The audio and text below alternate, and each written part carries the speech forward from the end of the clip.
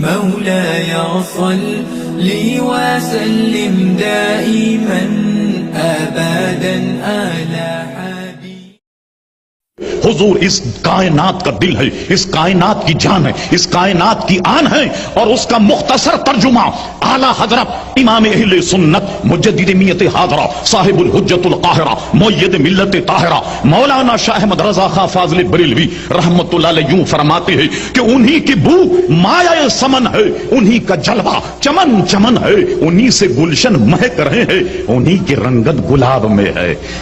استاد زمن شہین شاہ سخن مولانا حسن بریلوی فرماتے ہیں کہ سنو، یہ کبھی تم نے غور کیا کہ یہ درخت کیوں لگے ہوئے؟ کبھی تم نے غور کیا یہ پھول پتیاں کیوں ہیں؟ کبھی تم نے غور کیا یہ ساری کائنات یہ کائے کے لیے سجائی گئی ہے؟ اللہ اللہ فرماتی اس کے سجانے کا معاملہ کچھ یوں ہے کہ سبحان اللہ، درختوں کی قسمیں آپ گن لیجئے، پھولوں کی قسمیں اگر آپ گن لیجئے تو ہزاروں لاکھوں ملے گی۔ تو فرماتے ہیں نہ کیوں آرائشیں کرتا خدا دنیا کے ساما میں، اجی تمہیں دولہا بنا کر بھیجنا تھا بزم امکا میں۔ یہ ساری بزم جو ہے یہ اسی لیے تو سجائی گئی کہ اس کے دولہا پیارے مصطفیٰ ہیں اور اس دولہے کو بھیجنا تھا، لہذا پوری بزم کو سجایا گیا کہ نہ کیوں آرائشیں کرتا خدا دنیا کے ساما میں، اجی تمہیں دولہا بنا کر بھیجنا تھا بزم امکا میں۔ معلوم ہوا وہ اس کائنات کا عزیزان گرامی دل ہے، اس لیے اصل منبع پیارے مصطفیٰ ہیں، اس لیے مسجد نبوی کی بائیں جانب جلوگر ہیں۔ بات سمجھ میں آ گئی اور نسبت کا بھی پتہ لگ گیا۔ اب مجھے بتائیے یہ سوائے پیارے مصطفیٰ کی نسبت کے اور کیا ہے؟ اس لیے ارشاد ہوا لا اقسم بہذا البلد وانت حل بہذا البلد، میرے محبوب اس شہر کی قسم اس لیے ہے کہ یہاں کعبہ حجر اسود مقام ابراہیم میں نہیں، یہ اس لیے ہے کہ میرے محبوب تو یہاں جلوہ گر ہے۔ اور یقین کیجئے جو نسبت کسی عام شے کو بھی پیارے مصطفیٰ سے ہو جائے اب وہ عام نہیں رہتی بلکہ خاص ہو جاتی۔ مثلا چند مثالیں میں احادیث نبوی کو سامنے رکھتے ہوئے پیش کرتا۔ بخاری شریف میں حدیث موجود، غالباً کتاب اللباس اٹھائیے، نبی کریم علیہ الصلوۃ والسلام ایک بہترین چادر زیب دن کیے ہوئے بیٹھے ہوئے، اور وہ ایک ہی چادر، ایک صحابی آئے بیٹھ گئے، انہوں نے حضور کے جسم پر جب چادر دیکھی انہیں پسند آ گئی، سوچا کہ حضور سے مانگ لی جائے۔ تھوڑی دیر کے بعد وقت مناسب پر مطالبہ کر دیا، یا رسول اللہ صلی اللہ علیہ وسلم یہ چادر آپ مجھے عطا فرما دیں۔ راوی کہتے ہیں جتنی دیر اللہ تبارک و تعالیٰ کی مرضی رہی حضور جلوہ گر رہے، اندر تشریف لے گئے اور اس چادر کو گھڑی کر کے تہ کر کے آپ لائے اور ان صحابی کے مانگنے پر آپ نے انہیں دے دی۔ دینے کے بعد جب یہ صحابی چادر لے کر کے چلے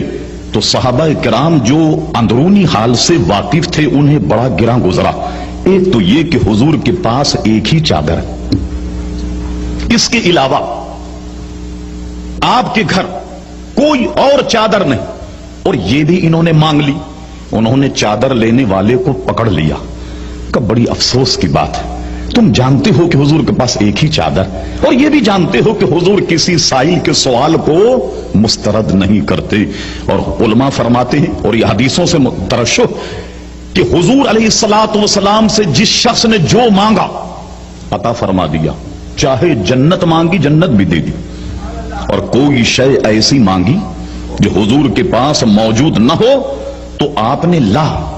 انکار نہیں کیا بلکہ خاموش ہو گئے۔ جو شے کوئی شخص مانگتا بغیر تردد کے حضور علیہ السلام اسے عطا فرما دیا کرتے، جس کا ترجمہ اعلیٰ حضرت امام اہل سنت یوں فرماتے ہیں واہ کیا جود و کرم ہے شہ بتا تیرا، نہیں سنتا ہی نہیں مانگنے والا تیرا۔ حضور آپ کی زبان سے تو لفظ نہیں کسی نے اپنے کانوں سے سنا ہی نہیں کہ حضور علیہ السلام سے کسی نے مطالبہ کیا اور آپ نے انکار فرما دیا۔ کہا یہ بھی تم جانتے ہو کہ حضور کے پاس ایک ہی چادر، اور یہ بھی تم جانتے ہو کہ حضور صلی اللہ علیہ وسلم کسی کے مطالبے کو مسترد نہیں فرماتے اور عطا فرما دیتے، تو چاہیے یہ تھا کہ تمہیں چادر مانگنی نہیں تھی،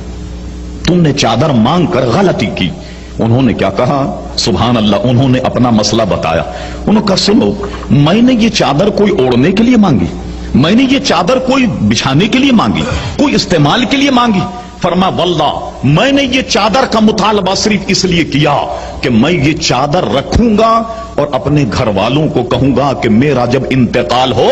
تو اس چادر میں مجھے کفن دیا جائے،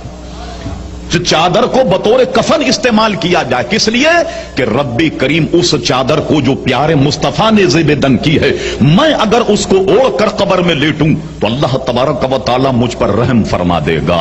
چاہیے تو یہ تھا موجودہ زمانے کے جو توحید کے ٹھیکیدار،